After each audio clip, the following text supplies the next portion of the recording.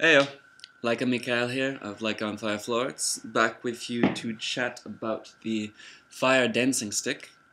The last time I was with you, we were talking about my old Generation 1 dancing stick. There were a whole lot of very productive responses to the video that I had posted, both with interest in pursuing buying one, trying to find them on my online store, which never happened, unfortunately.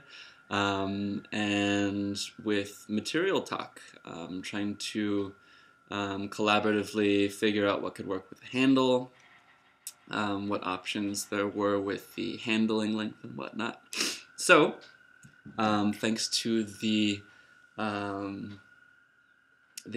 push and interest of a few people within the fire arts community, I took on some commissions and am very happy to release Generation 2, which are a very exciting new addition to the fleet of tools that I'm offering, and something that I'm very, very much happy with in the design of and final execution of the tools. So, really quick recap of the old one. Old wand is a 30-inch brass tube. You've got 1 foot of 2-inch wide Kevlar on either end. Balancing is achieved by just off-center drilling rather than weighting. With this, I have managed to have about a 2.5–3 minute burn, and so the wicks have been upgraded on the new one. I'm running the handle just above the top head. I'm really at home with short wand style. Have yet to really explore the long style, but we'll look forward to that at some point or another. The leash has held up fairly well. I have replaced it twice over the time that I've been playing with it. I run it very thin. I run a 3-strand separated thread out of the 8-strand thread that's available through FireMecha. You'll see that, I don't know if you can't see that actually, maybe, there. Anyways, friction is coming primarily from the point of attachment in the tube. It's a 16th-inch hole bored through both the brass rod and the wooden dowel, and that has been filed down smooth, but still on this one I hadn't known about lining it. I've had some friction issues there, and it has worn just slightly, but I've never actually had it break on me. I've just noticed the wear signs. On the new generation, that point has been fixed. It's still a 16th-inch boring, so you will be able to fit up to even an 8-strand leash if you felt like you needed to. And it's been filed down again smooth and lined with PVA so that you have some smooth gliding in there without the same friction, so that you can, be moving it through and not have to worry about that as a point of hazard. Like I said earlier, the wicks have been upgraded from 1 foot of 2-inch wide Kevlar to 18 inches, and while the surface area gain isn't huge, you will have a brighter and hotter flame, so you'll want to make sure that you keep moving on this one. I think it's a little larger than what most people are offering on their Levi sticks. It will also make the stick a lot more stable.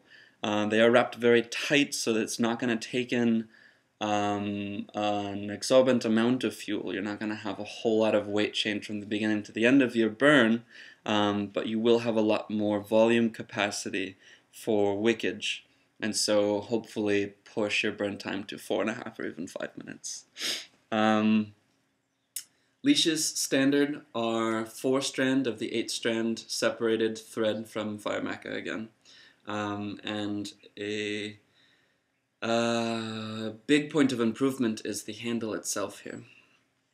I guess we can move to that very quickly.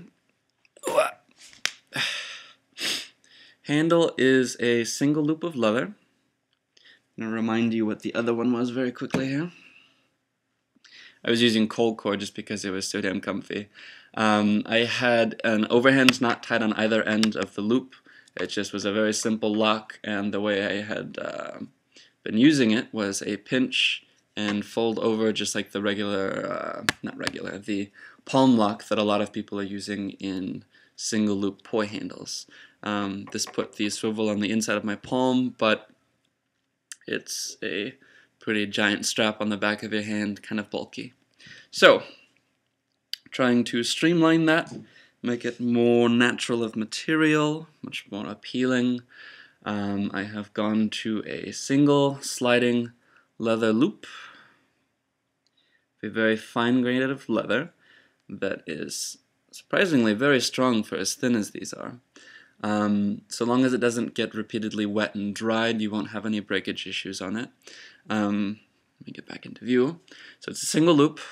Slide it all the way into the base of the finger, tighten there, and then you have a flesh-covered single band on the back of your hand, a single ball-bearing barrel, and a very streamlined point of attachment there. If you happen to break your leash, need to adjust the length, or wind up purchasing one of the handles direct from me, you will want to know how to tie this knot. Looking closely, and if you do know knots, I'm hoping that you'll be able to figure it out. It's a double fisherman's on either end there. These are the two loose ends of the double strand leash. As you tie that double fisherman through the open hole of the barrel here, you will center them once they are tied inside the volume of the barrel, and then do a simple overhand knot with both strands midway down to center it. And at that point, then you've got a pretty streamlined handle all the way down. Regarding size here, the original wand that I had put out was a 30-inch wand, very much more akin to the dancing cane. Here it's on the ground and I can touch it. It's a lot more relational to my body stature, but I had some requests for a smaller, much more compact wand. So 30 inches here, 26 here. This is the same dimensions as the Flow wand from Flow Toys. I had another commission for a 28-inch wand. There you go. And the 28-inch has got a 5-foot leash attached for long string flowing. Find which direction is up really quickly here. And this thing handles very, very well. It's super stable in the air. And again, with the short length, you're able to do overarm passes just fine. And again, from here, you can't see the back of hand attachment. At this sort of distance, it just disappears entirely. Everything is flesh toned, and the ball-bearing swivel is kind of centered within the palm, so that it's really a hovering point of attachment there. With the shorter length, as opposed to the full 30-inch rod, you don't have the same vibration issues that I had illustrated in the other video. So if I'm doing like quick snaps back to me, it's a lot more solid. However, for long string technique, I would recommend either a 28 or a full 30-inch stick, because it's going to be much more stable and want to stay vertical for you. So, I think that completes this session of Flow Wandery. I hope it's been enjoyable to you, elucidating to the continuation of my Fire Tools projects, and hopefully inspirational to you in the leash and handle construction here. Again, you can find me on Etsy. My shop name is Lycaonfire, Lycaonfire, or check out my website, lycaonfire.com, also Facebook pages and whatnot. I hope this finds you well. Happy wanderings.